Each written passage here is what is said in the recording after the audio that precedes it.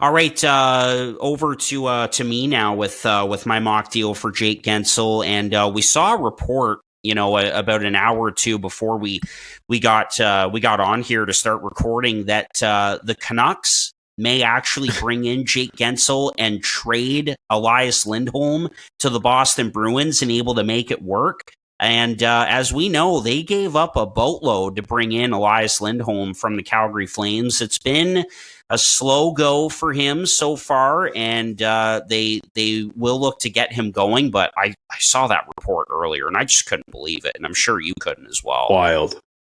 Yeah, absolutely. But obviously, this makes sense, right? Guentzel to Vancouver. He knows Patrick Allvin and Jim Rutherford really well, and they know him. This is definitely a go-for-it year. You've got Pettersson locked up now. You've got an elite goaltender, an elite number one defenseman, JT Miller as well. You could argue that he is elite, having an elite season yet again. So I've got Guentzel going to the Vancouver Canucks. Again, with some salary retention, you'd have to bring in a third team like a Chicago or maybe even Buffalo or like a team with a lot of cap space to eat some money. So, the Canucks, you could retain 25% yourself, have another team retain another 25%. So anyway, Guentzel with some retention to the Vancouver Canucks. And going back to Pittsburgh, I've got Ilya Mikheyev, former Toronto Maple Leaf, of course, who Dubas knows well. Yeah. He's got 2 more years after this at a cap hit of $4.75 million. So obviously that's a little rich for Mikheyev, but Pittsburgh gets a player that can jump into their lineup, a player that Dubas obviously knows very well, and Vancouver would be able to get that cap hit off their books.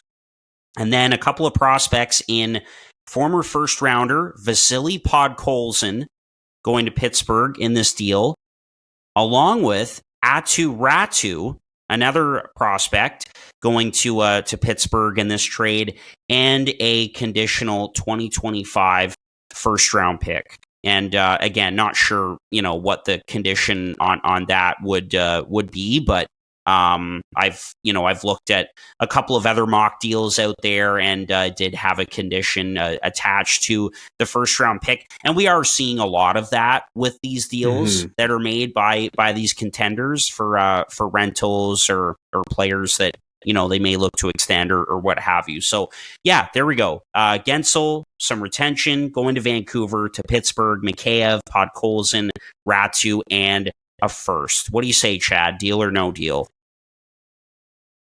If I'm Pittsburgh, I think I'm saying deal to that one. And if I'm Vancouver, I guess I'm also saying deal, unless, I guess what I'm stuck on and what complicates this is the whole Lindholm situation. So, yeah, if they deal Lindholm first, I mean, I'm assuming if this does happen, it would all be happening at once.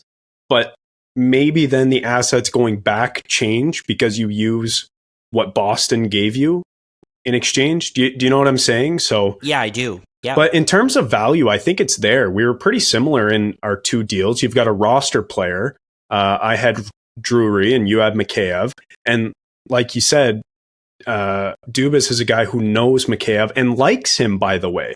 Yeah. Mikheyev was a guy who Dubas coveted. Like, he scouted this guy, brought him to Toronto, and by all accounts wanted to re-sign him because he thought he was a good player, but he just kind of priced himself out of the market.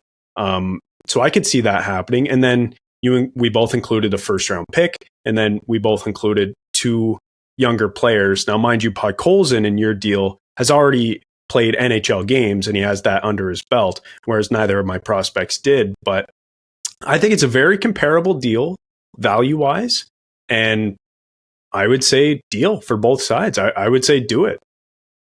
Yeah, perfect. And, Podkolzin, I think, would be a very interesting player to throw in a deal like this. I think it'd be a fresh opportunity for him, and I just feel like he's kind of been boxed out a little bit of that, boxed out of that lineup with Rick Tocchet in Vancouver. I mean, you've got a guy like Höglander who's a full-time NHLer now. He's obviously ahead of him. And again, in a deal like this, Vancouver doesn't have to surrender a Lekkerimaki or a Wielander or someone like that. So, I think this would be intriguing for the Penguins to get a player like that, and Ratu as well. And I know that they got him last year in that Bo Horvat trade, but again, he's kind of lower on the depth chart in my opinion, behind